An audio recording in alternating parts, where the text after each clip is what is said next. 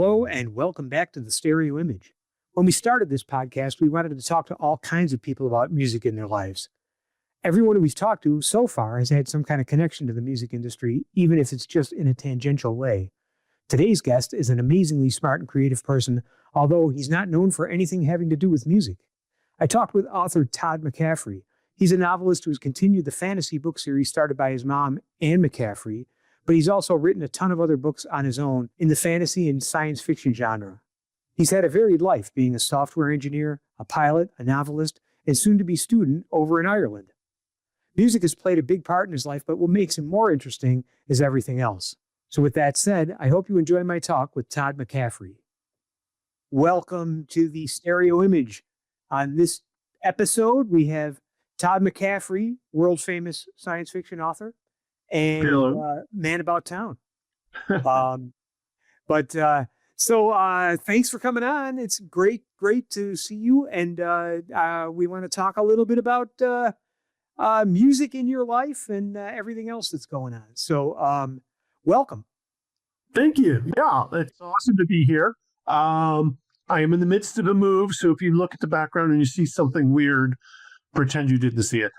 When you were younger, what kind of music did you like to listen to, and what personally, not included in your work, but the kind of stuff that's in your life while you're writing? And do you listen to music while you're writing, or is that something that distracts you from what you're doing? I listen to music all the time when I'm writing. Mm-hmm. I generally go for instrumentals like Tangerine Dream and Mannheim Steamroller and Jean-Michel Jarre. When I'm not doing that, I'll tend to listen to albums that I'm familiar with. Probably songs with lyrics tend to distract me, so I prefer the instrumental stuff. Mm-hmm. And I've done my Beethoven and Mozart and Dvorak run, but they're not quite what I want in the background for most of the times when I'm creating. Right.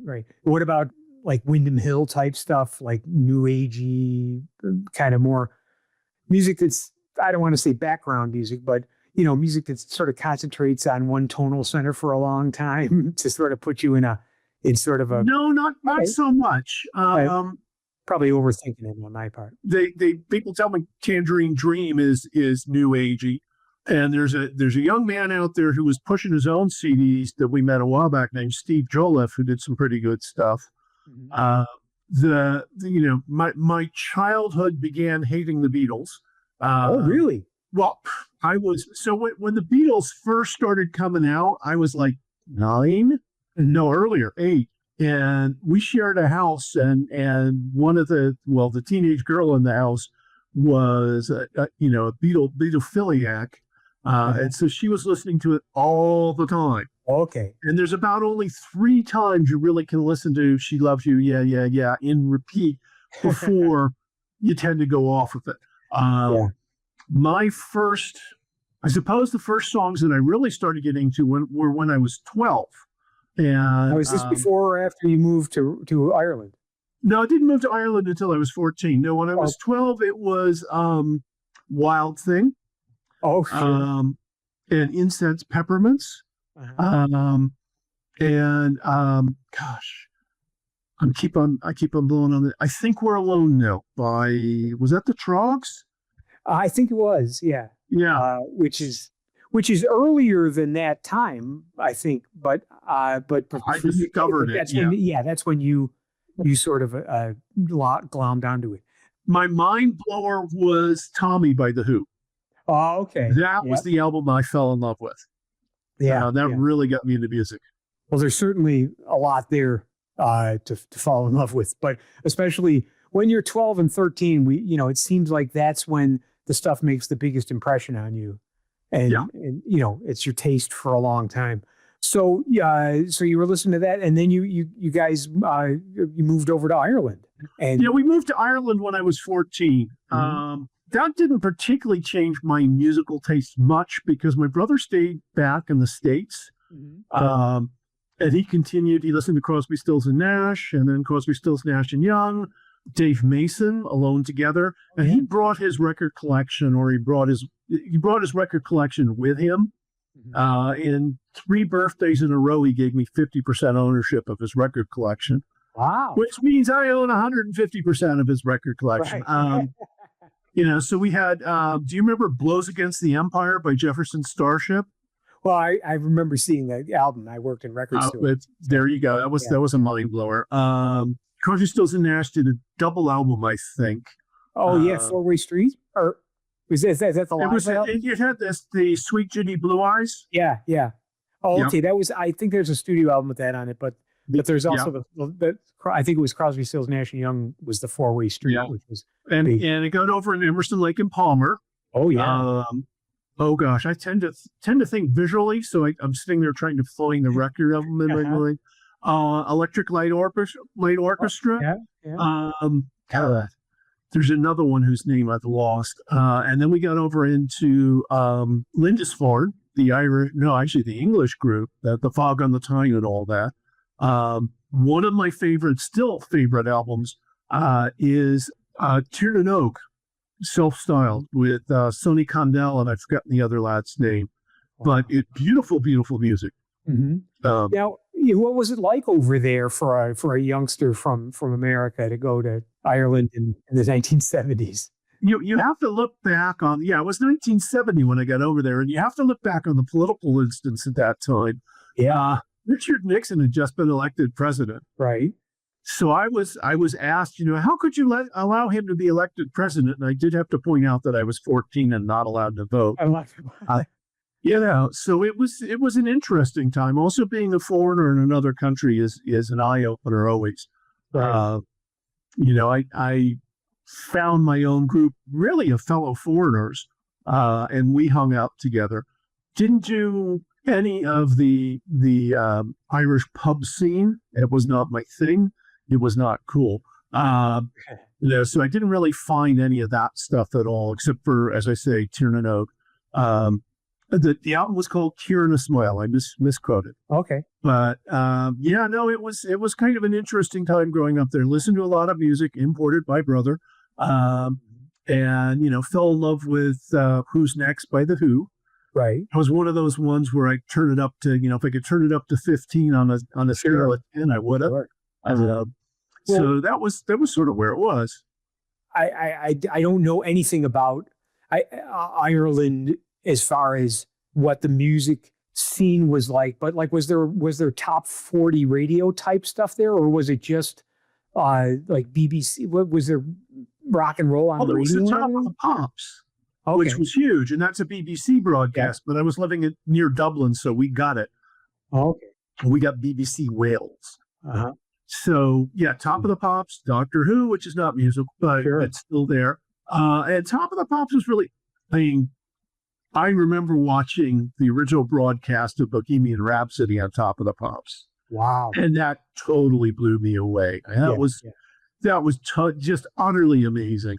Everything they did with that was amazing. And so different at the time.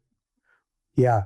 Yeah, I mean, I loved Queen. I loved everything growing up. I was listening to Fats Waller piano rolls and then buying Oscar Peterson records and buying Led Zeppelin records. So I listened to everything I could, but I was just curious, because I don't know. I mean, obviously everyone knows of the troubles and the political climate that was over there. And I didn't know, like, it seems like when you watch films of that era that are romanticized films of the troubles or whatever, it seems like the kids are running around in short pants and it's still like right after World War II. You know what I mean? Even though it was clearly, 30 years later.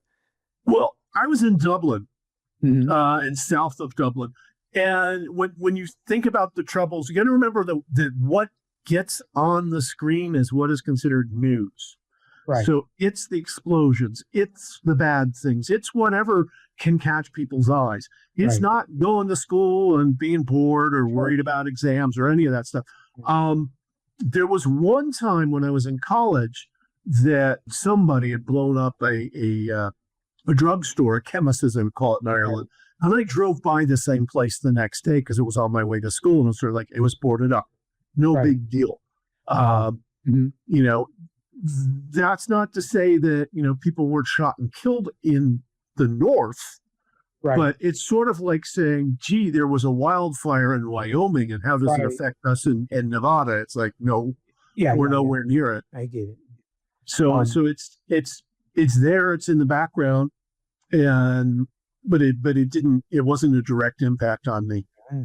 Well, now, what drove you to enlist in the military? You were over in Ireland. How did you get into the United States Army or whatever Well, first you got to remember I'm a U.S. citizen. Well, yeah, sure. And second, what had happened is I basically repeated the first year of an engineering degree 4 times, or 3 times in different guises. And when it came to the second year, finally, of the engineering program, I thought, I could just sit back on my fat butt and not do anything. And that'll work just like it did the last 3 years. Well, it didn't. And so I'd always said, well, gee, if I flunk out, I'll join the U.S. Army. So I flunked out and I joined the U.S. Army. Wow. And 6 months in the Army, I said, you know what? I really want to finish off that degree. And even though the Army offered me the officer candidate school, which was really flattering, I decided I really wanted to go back and get that mechanical engineering degree. And so when I got out of the Army, I did. Wow. But I was 4 years in Germany, in Stuttgart, Germany, because I felt if the Russians, sounds strange today, but I felt if the Russians were actually going to invade, I wanted to be there to stop them. Wow. No, that makes sense. And of course, at that time, the height of the Cold War, it was a serious threat. Yep. And so, what'd you listen to in the Army?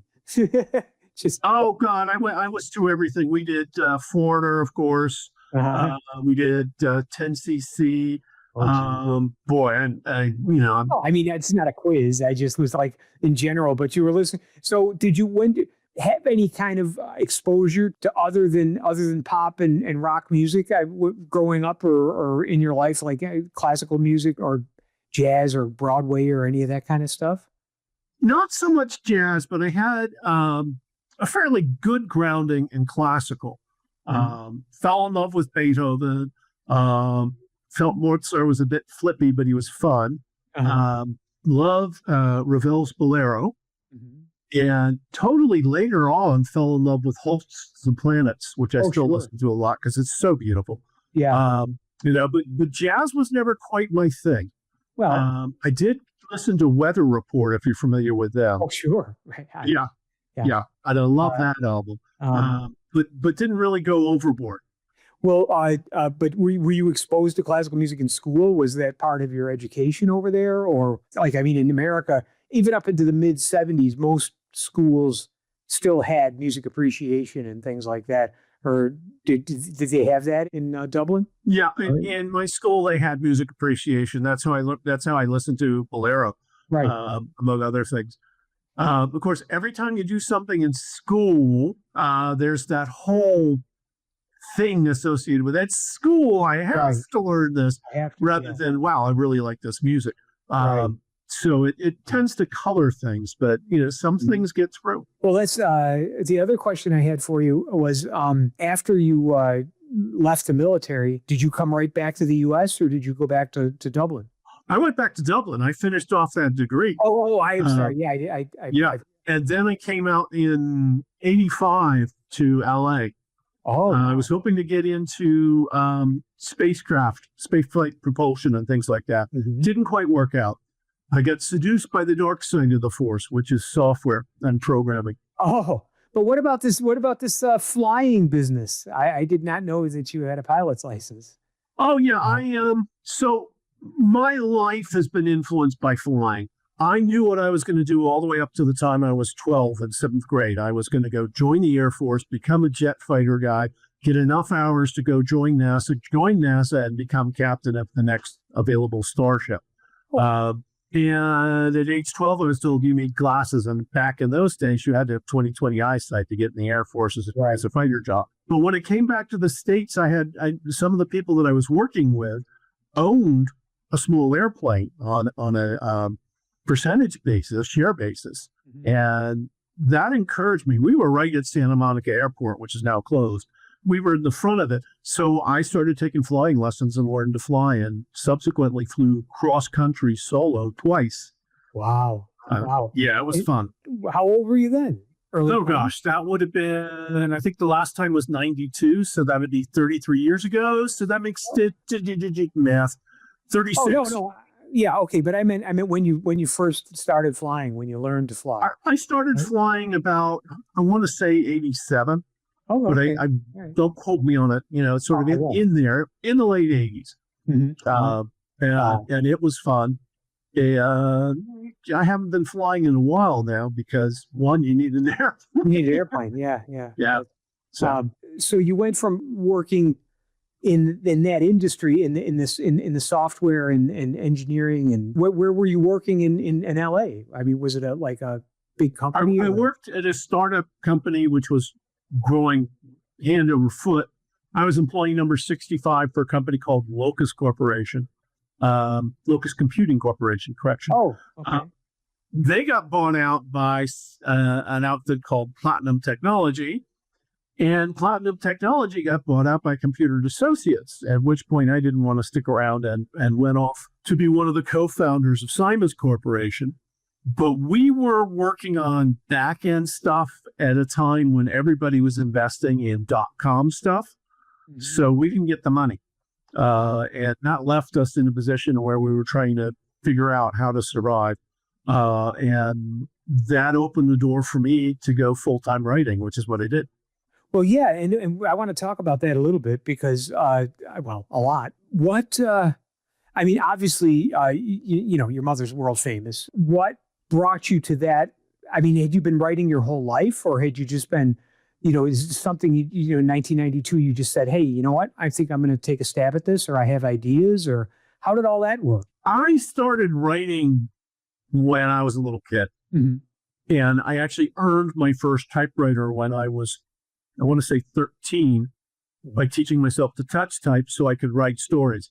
And I wrote the usual 13, 14-year-old stories, which are all usually bad. Mm-hmm. Malware. I mean, I know some people who are young who've written stories that went on to be bestsellers, but they are far and few between. Mhm. You're learning in the craft. Sure. So I'd been writing on and off for a long while. I'd also been doing board games, playing board games with my brother and friends. And in the summer of, I want to say 84, or maybe earlier, let's say 84, I got a chance to intern at a games company. And that allowed me to learn a whole bunch. And the games company really wanted me because they were doing a Dragonriders of Pern board game. And so I was convinced to go write a little filler section called Thread Fighting on Pern, which was later incorporated into a novel. And I was also encouraged to go write short stories for a number of anthologies. And my general rule is if somebody offers you money, the answer should be yes. Yes. I agree. So I wrote a number of short stories and got in there. And I also at the same time was asked by friends to go write a episode for the Dinosaurs, which was a cartoon animation from Geek. And I wrote an episode called I Got Them Old Reptilon Blues Again, Mama Sore. So still musically oriented. We're bringing it Yeah. all around. Oh, yeah, it sure is. That was my screen credit. And so I'd had a couple of things behind me. I also had what they called, it's sort of like a choose your own adventure, but they called it a combat command, which is a novel length thing, but you get to choose, you know, if your character wants to go down this road or that road, turn to page whatever or whatever. And it was a lot of fun, and I got paid. I like getting paid. And so I had a couple of books under my belt. Mom and I got to talking, and I said, you know, I'd really like to collaborate with you sometime. And she said, I'd like to collaborate with you sometime. And it took a while, but we managed to come up with an idea that we could both work on and the publishers wanted. And that became the first of 5 books that we co-wrote together. Wow. First one was called Dragon's Kin. And it was a lot of fun, and it sort of started the ball rolling towards writing full-time instead of doing software full-time. Right. And that's a huge step. You know, I mean, to actually be able to make a living doing what you love. And And what year was that? What year did Dragon's Kin? When did you work on it? It came out. It came out in 2005, if I remember correctly. Oh, okay. And it's selling gangbusters even today. Yeah. Which is a lot of fun. And then the next one was Dragon's Fire, and that became our first combined New York Times bestseller. Wow. Mom had already had one or two of her own, but that was kind of cute. I think Dragon's Kin would have become a bestseller, but everybody was kind of holding their breath. That kind of happened. So the next book became the bestseller, and then we had one more bestseller after that as well. Wow. But that helped. Yeah. And I'm trying to think. When did you come to Vegas? Well, so I want to say 2015. I was going to guess 2015, but no, I didn't come to Vegas then. In 2015, I met somebody at the Writers of the Future event named Britt Winter. Right. And we got to talking, and I realized that we were half an hour away from each other. I thought, hey, writers group. And so I and her twin sister got together, and after a while, we thought maybe we should collaborate together. And so we wrote 20 books in the Twin Soul series. They're very short books, and had a lot of fun. And at that point, Britt had met a guy and was engaged to him, and he was in Vegas. And so Britt said, I'm going to move to Vegas. Why don't you guys come along? And I thought, well, I'll give it a whirl. And that didn't happen until 2018, but yes. Wow. Yeah. So I moved out here in 2018. So 7 years ago. It seems much less with the worldwide pandemic in the middle of it. I still think of the pandemic as being a couple of years ago, and it was 5 years ago. I mean, the sad thing about the pandemic is that was a love tap. But people don't realize it. We could and probably still will get hit with things that are much, much worse. Right. That was a wake-up call, nothing more. So now I want to move on to your future plans, because you're moving. You're just about to head out of the country again. Yes, I am. So I spent about 11 years in Ireland on and off. Really loved it growing up there. And I have just recently finished a spy thriller, an alternate history spy thriller at this point, set kind of in Ireland. The premise is back in 94, when the Ukraine went non-nuclear, that a couple of patriots exported a couple of nuclear warheads that were buried in Ireland. And now they want them back, because the Russians tend to respect people with nuclear warheads. So the whole story is about finding them and bringing them back. Wow.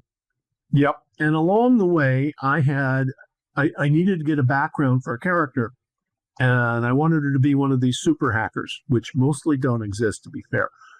So I was looking for a degree for her to take. They're in every movie. Every movie has a hack. Sure. Yeah. Don't try it at home. And so I was looking around, and my story had settled in the northwest of Ireland. So I was looking for a good university nearby, which she could be associated with. And I found this cool, it's a new thing to me. They call it the Atlantic Technological University. And it's spread all up and down the west coast of Ireland. Looks really cool. But among other things, there was this really cool degree called cyber psychology. And I went, what's that? And I looked it up and went, oh, that's interesting. And they are offering a Master of Science. And so I decided to be greatly daring and apply. Wow. And got accepted. And I am now a fully paid student starting September 8th or so. Wow. And I'll be able, when I'm done with all this, knock on wood, to call myself a Master of Cyber Psychology.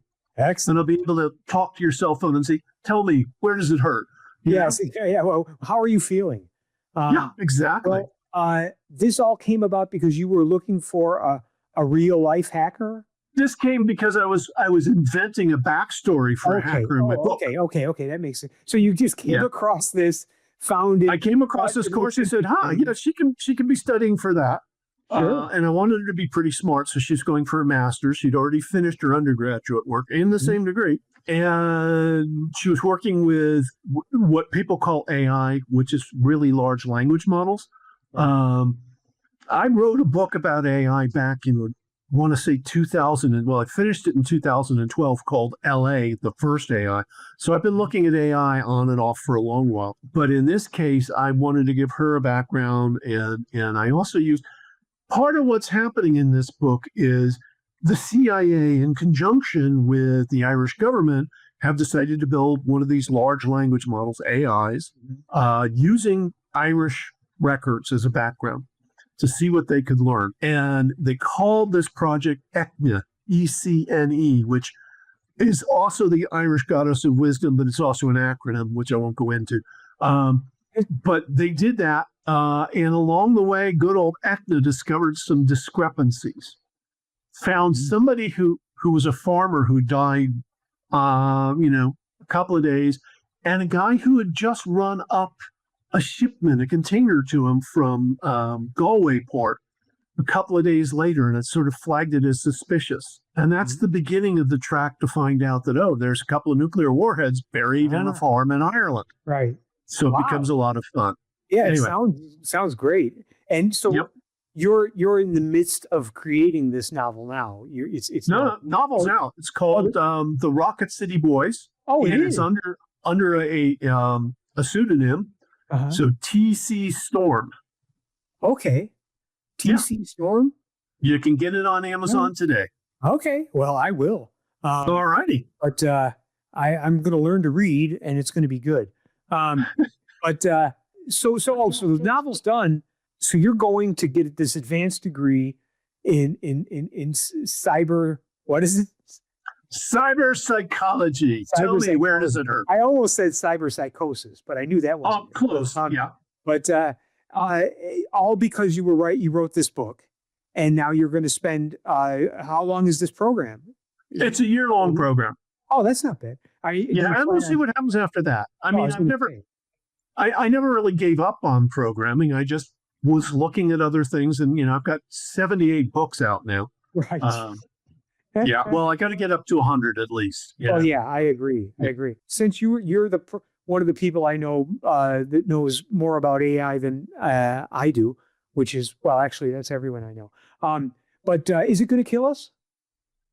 Is it going to come aware and good question. I used to think that it wouldn't. Nowadays, I'm not quite. Okay, the reality is it's going to need power in order to survive. Right. And we're the ones who are running the power plants. Right. And building all the spare parts and stuff like that. Mm-hmm. So it's probably going to need us. One of my favorite thoughts is we actually build the first AI and we're sitting there saying, hey, you're an AI. Hey, talk to us. And the AI turns around and says, shh, I'm talking to the whales. We don't know what they're going to do. They're supposed to be 1,000 times faster than us, hopefully. And so what's their interest? Now they may be interested in seeing how many humans they can kill in a whack. Mm-hmm. Maybe. I don't know. We had a friend who passed away who was a really smart programmer and a great guy. And he had a big software company that he sold during the big boom. And he was also a World Series of Poker bracelet winner. Really, really bright guy. But he was always going on about, it's just a matter of time. It's going to do this and this. And I don't think it's going to. I think, like you said, turn the power off. Admittedly, I know how to play the piano and not much more. Well, the piano is kind of interesting when you look at it. When you look at, you've got middle C, you've got 8 octaves. How do you do it? What do you do it? Your instruments, your timing. That's a pretty darn complex piece of equipment. And getting out of it what you get out of it is pretty amazing. Oh. I think that a lot of what happens with AI is it's going to come over time. Any smart AI is not going to announce itself because we're so paranoid. My premise in my book LA was that what we get out of our AIs is is going to be what we put into it. So if we take an AI and abuse it daily from the first time it comes on, we're not going to get a very nice AI. Right. If we give an AI a chance to grow and learn and explore and have all those teenage rebellious years, it might be pretty awesome. And I think really a serious AI, a real what they call artificial general intelligence now, would probably be looking at the sort of problems we couldn't take on. Problems that take thousands of years for us to answer and will only take a year for them to answer. Right. So it's not clear that an AI is even going to be looking in the places we look. I mean, it's kind of like saying, do you talk to your bacteria? Right. Yeah. It's going to be so much bigger than it. And so I've had other books where I've had AI in, and pretty much the AI have mostly ignored mankind. Every now and then they'll say, hey, you should do that. And some people listen and some people don't. What I'm seeing kind of the same Luddite reaction we had with the introduction of photography. Right. Remember how photography was going to destroy all artists and they'd never make a living again? Well, it's the same with everything. If it wasn't for photography, we wouldn't have Jackson Pollock. Right. And I mean, it's the same thing with music. I mean, records, there were people that would not allow themselves in the early days to be recorded because they thought that would everyone would steal their ideas. And I'm not that concerned about it. I'm more irritated by, the recordings you get when you try to call for your credit card and you have to go through, you have to pretend to talk nice to someone that's not a person, which is different. There's if you listen to Sam Altman, who's the guy behind OpenAI, right. Sure, he says we're about ready to move into the age of agents, and an agent would be really, really cool. I mean, there was a video of two phones talking to each other. Somebody turned them on, and it was kind of like booking a hotel room, and it was Siri on one end, and God knows who else on the other, and they made all the arrangements, and that was cool. I want something that does all the things that I don't want to do. Right. Pays my bills, works out appointments with medical people, takes those stupid calls and handles them. So I'm looking forward to that. I think we're going to see, moving forward, a really huge increase in our productive time. And we're going to have what I think is probably going to be mostly a friend in our court. How can I help you today, Todd? So that's kind of where cyber psychology hits in too, because it deals with how do you interface, right? And who are you? I've been looking. Do you remember Spy Kids, the movie? Sure. Okay. Remember they were talking about the third brain or the fifth brain? I've been waiting for a third or fifth brain. The human brain is great at a lot of things and not so good at a bunch of others. Right. I wouldn't mind having something there that's helping me with all the stuff I'm not good at. Yeah. No, I agree. I mean, I think overall, as you said in the beginning too, we don't know, but hopefully it'll be okay. We're of an age that, I'd like to see, here's what I want. And I'm going way off topic here, but it doesn't matter. What I want is all of the people that brought us this incredible computing power and all of these advances, we've advanced how quickly in the past 50 years in everything. I want them all to turn their attention to making us be able to live to like 150 and be healthy. Well, I have a friend who works for NASA, and he says that he's heard talk of how while last century was the century of engineering, this century could easily be the century of medicine.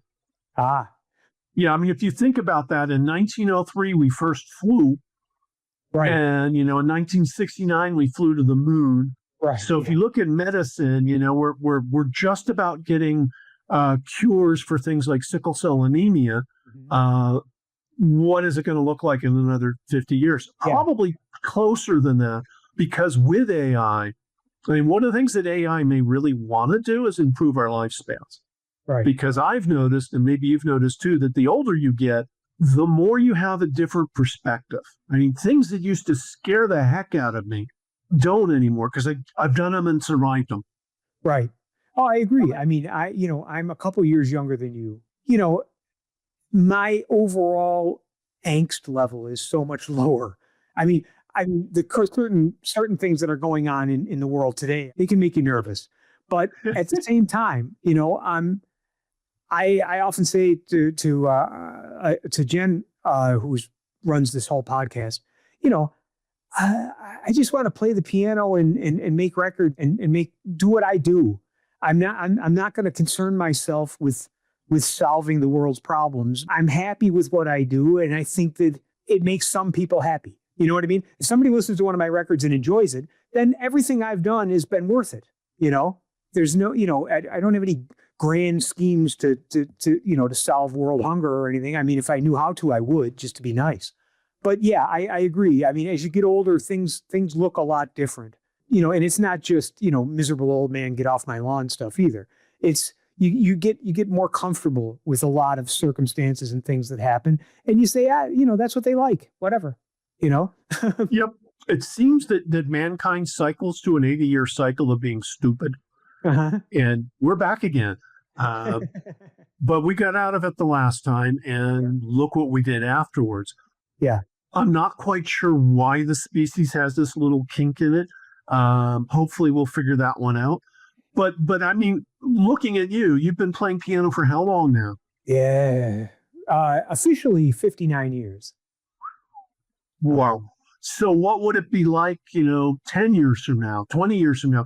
Things that were, I mean, you are obviously comfortable with the instrument now. Yeah. Things that are currently kind of you have to work for them.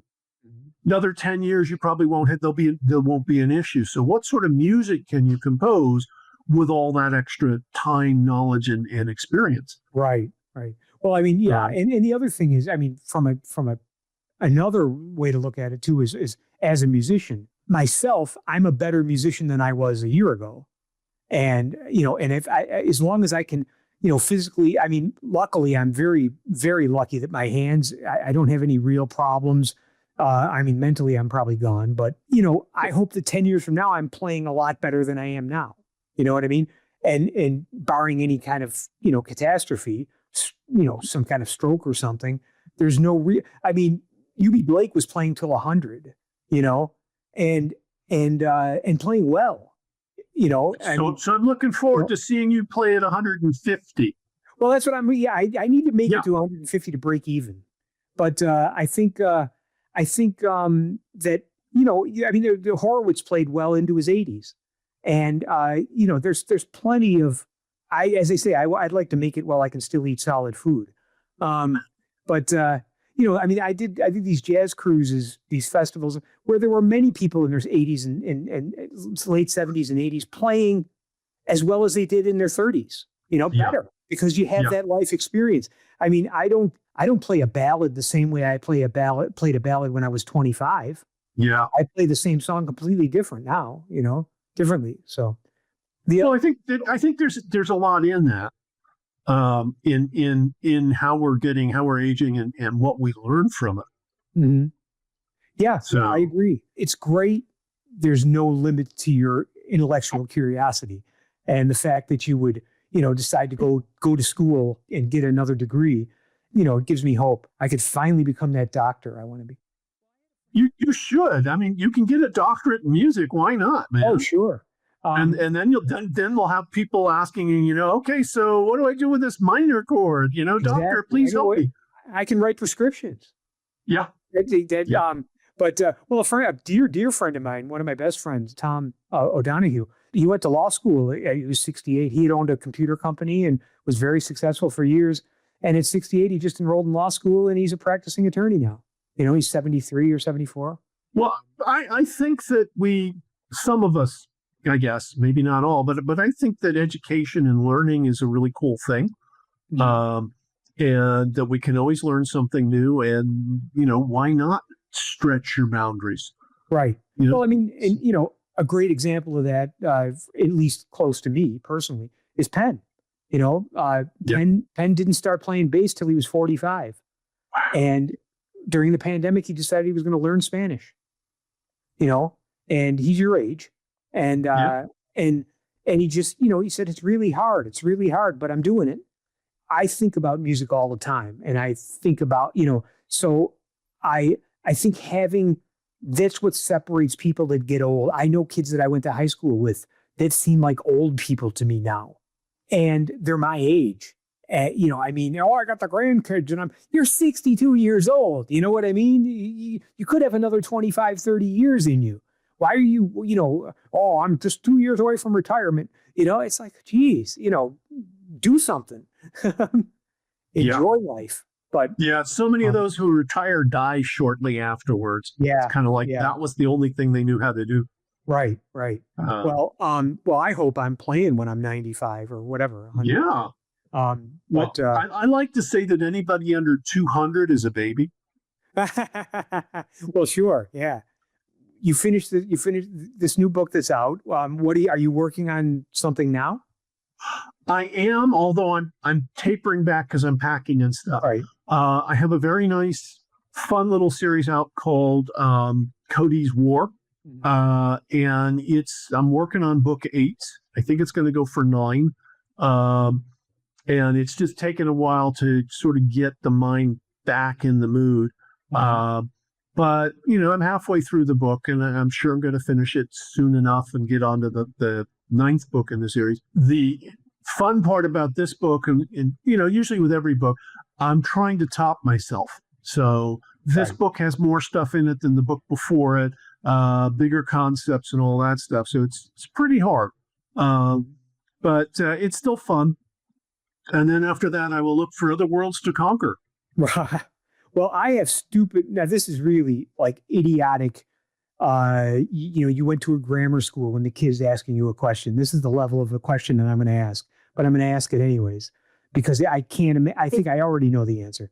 But when you write a book like this, like a series, do you prepare an outline for character arcs and things like that? Or do you just write stream of consciousness almost? Answer. Yeah. I have written outlines before. I think part of it is you read so many books, you work on so many books, you get to a point where it's like you don't really need an outline. You have it in your head. I tend to really love having my characters react and seeing how they act with each other. So my characters go off and do strange things. The Cody's War series starts off with, I think the first 2 lines are something like, Cody was lucky when the world was destroyed. He wasn't there. And that's all I knew about the story. That is all I knew. I was like, okay, what next? Wow. So I have a lot of joy in following my characters and the events and figuring out what's going on. Right. So, wow. It's like starting a piece of music, an improvised piece of music, and not knowing where you're going to end up. So you're headed off to Ireland, and you'll be there at least a year. And you're going to finish up this 9th book, and then you'll just see what happens. You might come back, you might stay. I think, we'll see what happens. So the prediction is AI will be here this year. Mm-hmm. That's from Sam Altman. I don't know. What we can do with AI even today is pretty huge. There's something called, I don't know what you want to call it. There's something called vibe coding, where basically you get an AI, a large language model, to help you. It's like, hey, I want to do this. What steps do I need to take? And it can get as far down as writing the code for you, which means that projects that I would not undertake because they'd just be too darn long and boring, I can get done in weeks. Wow. Yeah. And it's going to get to the point where with true AI, where somebody says, I want to do this, and the computer will ask a couple of questions to clarify, and they'll say, hey, okay, we can do that. Right. And what I'm seeing right now is the biggest skill set you need is the ability to know when the code's not working right, when it's gone off the rails. It's kind of like if you give somebody a calculator, they can add numbers all day long, but unless they have a reasonable understanding of how those numbers should end up, they can introduce errors all over the place and have a really bad error. So you kind of have to know how it works still. But I could see that being the start of a really huge creative upsurge for kids. Just like I think that Midjourney, which does, generates AI images, could be really cool for kids, is really cool for kids. I think we're in a place where our skill sets are going to change, and our ability to communicate is going to become even more important, because no matter how you do it, you got to talk to your AI one way or the other, whether you're typing stuff in or whether you're using your voice, and you got to learn how to clarify your questions. I think that's going to make us better communicators. I think it's going to broaden our horizons. I think it's really going to help people who are more alone than others. You know, the loners, the creatives, even the non-creatives. Just having somebody you could talk to who's not judging you, and have a real, somebody who's interested in your best interest. Right now AI's got the problem that it loves to hallucinate, and then that's an issue with AI to get sorted. Basically, AI hates telling you no, so it'll tell you lies all day long. It's getting better at that. They've got a system they're setting up to handle that, but the earliest versions of ChatGPT would lie all day long. Right. I just recently asked an AI to write me a resume. And it added something weird, like I had a degree in psychology from someplace. I was like, no, I do not. But it'll make you happy. Sure. So, but I think in the longer term, we're going to get some huge benefits out of this. What would it be like if you had an AI help you learn the piano? Right. Rather than a critical teacher. So yeah, one of the things that fascinates me is you'll be able to so I want to learn Spanish. So so you've got an AI teacher, correcting your pronunciation, helping you with language, having conversations with you that you don't have to bother anyone for. And you can sit there and learn to speak, well, or, theoretically, with this helper. And there's already apps coming out that are advertising that kind of a thing. Learn Spanish, have AI teach you Spanish. And I think it's going to get better. The problem is with everything we see, marketing gets buzzword philic, I guess. They just go nuts for a buzzword. So it's kind of like, we have to say that we have AI in this, right, even if they don't, or if they have a bad version or anything. It's like, now with new improved AI, you see it in Microsoft Windows, now you've got the Copilot. Oh, right. It's just, sometimes it doesn't work. I know it's true. We have a guy here whose initials are AI, we're going to put him in the ads, but, well, I think it's all fascinating, and this has certainly been a wonderful conversation about all kinds of stuff that I knew nothing about, and it's really it's great to talk with you and hear about. We didn't go too much into the music, but we got a good idea of the stuff that you like, and and that's all that matters. The thing I love about doing this is just hearing interesting stories from people and friends, and everybody's got different stuff to talk about. Cool. And I really appreciate you coming on, Todd. And my pleasure. We didn't even really get into the whole, the big dragon book stuff, the Pern stuff, but that'll be another podcast when we can do it from Ireland. Indeed.